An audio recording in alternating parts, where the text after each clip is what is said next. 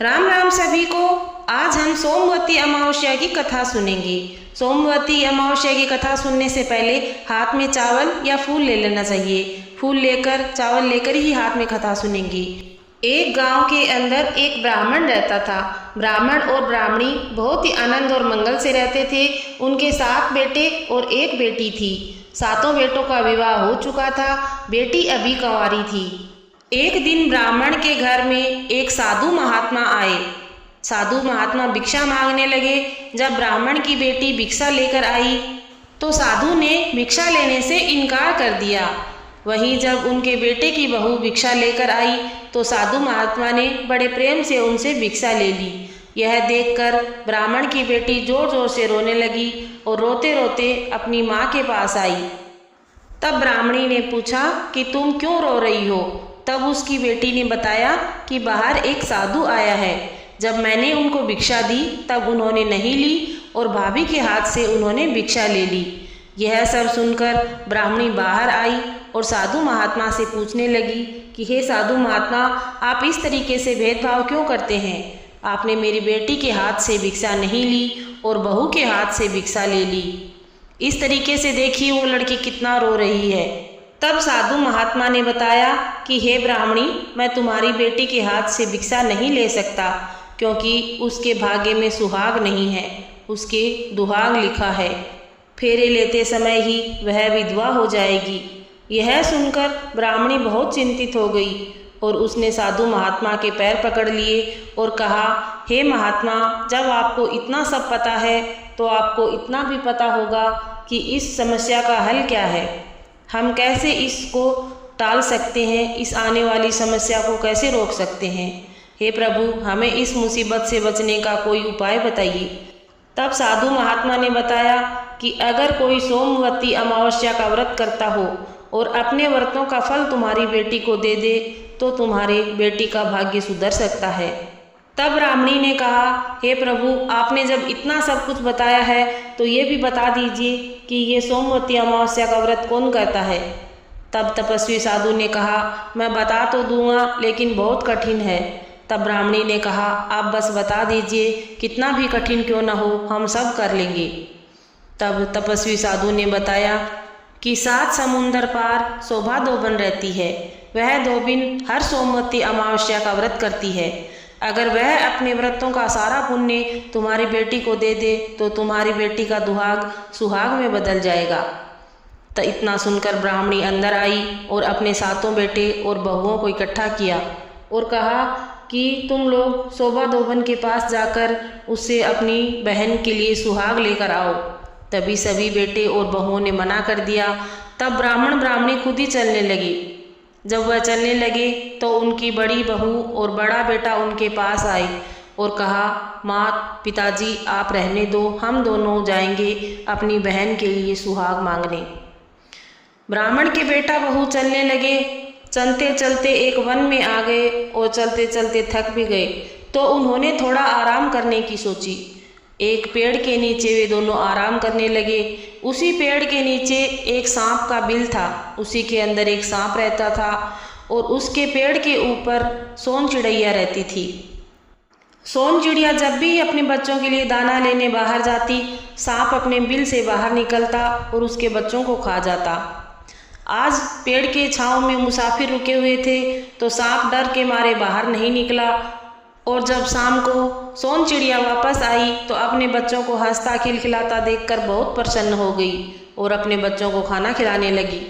तब सोन चिड़िया के बच्चों ने कहा कि हे माँ, हमसे पहले खाने के हकदार ये दोनों मुसाफिर हैं। इनके कारण ही हमारी जान बच पाई है। ये दोनों यहाँ पर विश्राम कर रहे हैं। इनके डर के कारण आज सांप बाहर नहीं निकला। तो सोन चिड़िया ने उन ब्राह्मणी के बेटा बहू को जगाया और आशीर्वाद और धन्यवाद देते हुए कहा कि पहले आप भोजन कर लीजिए। ब्राह्मण के बेटा बहू ने सोन चिड़िया को सारी बात बता दी और कहा कि हम अपनी बहन के लिए सुहाग मांगने के लिए 7 समुंदर पार शोभा दोबन के घर जा रहे हैं। सोन चिड़िया ने कहा, शोभा दोबन के घर तुम लोगों को मैं बिना परेशानी के ही पहुंचा दूंगी, लेकिन तुम लोग पहले खाना खा लो। दोनों को खाना खिलाया और फिर सोन चिड़िया ने अपने पंखों पर बैठाकर दोनों को शोभा धोबन के घर छोड़ दिया। शोभा धोबन के घर के बाहर दोनों बेटा बहू बैठ गए। शोभा धोबन के यहाँ पर 5 बेटे थे, 5 बहुएं थी। पांचों ही बहुएं आपस में खूब झगड़ा किया करती थी। काम कोई सी भी करना नहीं चाहती थी। वो कहती थी मैं नहीं करूँगी, वो कहती थी मैं नहीं करूँगी। रोज़ झगड़ा चलता था।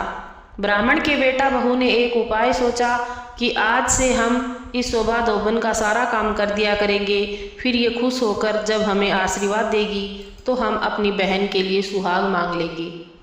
दोनों ने ऐसा ही किया। सुबह 4 बजे उठकर गाय भैंसों का सारा काम कर देते थे। झाड़ू पोछा करना, पानी भरना, कपड़े धोना, सब काम कर देते थे। जब शोभा धोबन उठती तो देखती कि सारा काम हो गया है और आज घर में लड़ाई झगड़ा भी नहीं हुआ है। ऐसा होते होते बहुत सारे दिन बीत गए। तब शोभा धोबन ने सोचा आजकल बहुएं आपस में झगड़ा भी नहीं करती और काम कौन सी करती है, ये मुझे देखना चाहिए।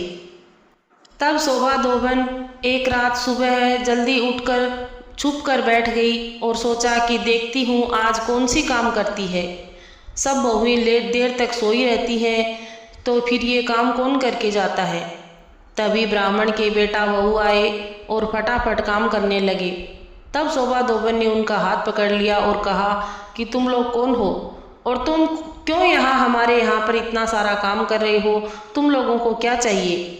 तब उन्होंने कहा कि हमें आपसे कुछ चाहिए, लेकिन पहले वचन दीजिए कि हम आपसे जो मांगेंगे वो आप हमें देंगी। शोभा धोबन ने कहा ठीक है, मैं वचन देती हूँ, जो आप मांगोगे वो मैं आपको दूंगी। तब ब्राह्मण के बेटा बहू ने कहा कि हमारी बहन के भाग्य में सुहाग नहीं है और आप सोमवती अमावस्या का व्रत करती हैं, तो आप अपनी सोमवती अमावस्या का फल हमारी बहन को दे दीजिए, जिससे उसका सुहाग मिल जाए। तब उसने कहा ठीक है, मैंने वचन दिया है, मैं आपकी बहन को सुहाग अवश्य दूंगी। जिस दिन उसकी शादी हो उसी दिन आप मुझे बुला लीजिए और धूमधाम से शादी करिए। घर आकर ब्राह्मण के बेटा बहू ने खुशी खुशी सारी बात अपने माँ पिताजी को बताई और बहन का ब्याह रचा दिया। उधर शोभा धोबन को भी बुलावा भेज दिया गया।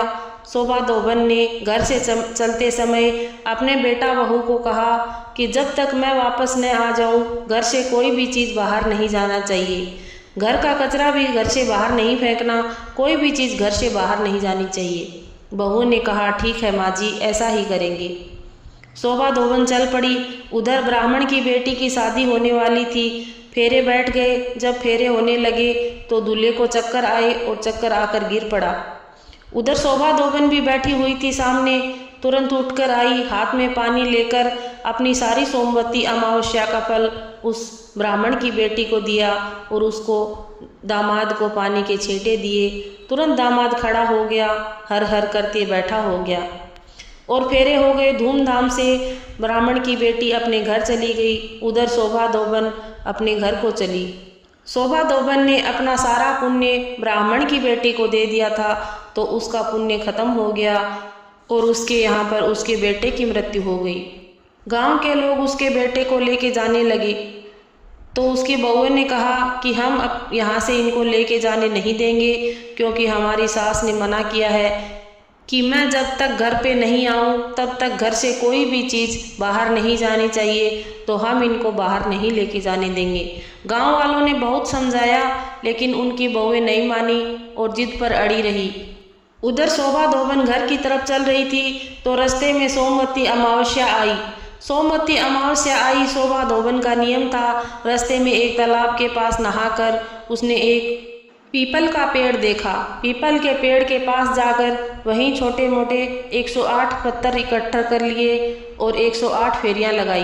पीपल के पेड़ की उसने पूजा करी, जल चढ़ाया, सेवा करी और जो सोमवती अमावस्या का फल था वो अपने बेटों को दे दिया। जैसे ही सोमवती अमावस्या का फल उसके बेटे को मिला, उसका बेटा जिंदा हो गया। और यह सब देखकर पूरे नगर में ऐसे अचंभा फैल गया कि यह सब कैसे हो गया। जब शोभा धोबन घर आई तो उसकी बहुओं ने उसको सारी बात बताई। बहुओं ने कहा कि मैंने सोमवती अमावस्या का फल ब्राह्मण की बेटी को दे दिया था, इसी कारण हमारे घर में ये सब हुआ, और मैंने सोमवती अमावस्या फिर से करी तो हमारे घर में फिर से खुशहाली दौड़ आई। और सब लोग सोमवती अमावस्या की जय जयकार करने लगे। ये सोमवती अमावस्या जैसे आपने शोभा धोबन के घर में पहले किया वैसे किसी के घर में मत करना, और जैसे उसको बाद में दिया वैसा सबको देना, कहता सुनता मुखारा भरता अपने सारे परिवार को देना। और इसके बाद गणेश जी की कहानी सुनते हैं। कोई भी कथा पूरी होने के बाद गणेश जी की कहानी जरूर सुननी चाहिए। एक गांव में एक बार एक मेला लगा था। वहाँ एक छोटी बच्ची जिद करने लगी अपनी माँ से कि मैं भी मेला देखने जाऊँगी। तब उसकी माँ ने कहा कि बेटी ठीक है तुम चली जाना। उसने 2 लड्डू बना कर दिए चूरमे के और एक पानी का लोटा दे दिया। कहा कि एक लड्डू गणेश जी को खिला देना, गणेश जी को पानी पिला देना और उसके बाद तुम खा लेना।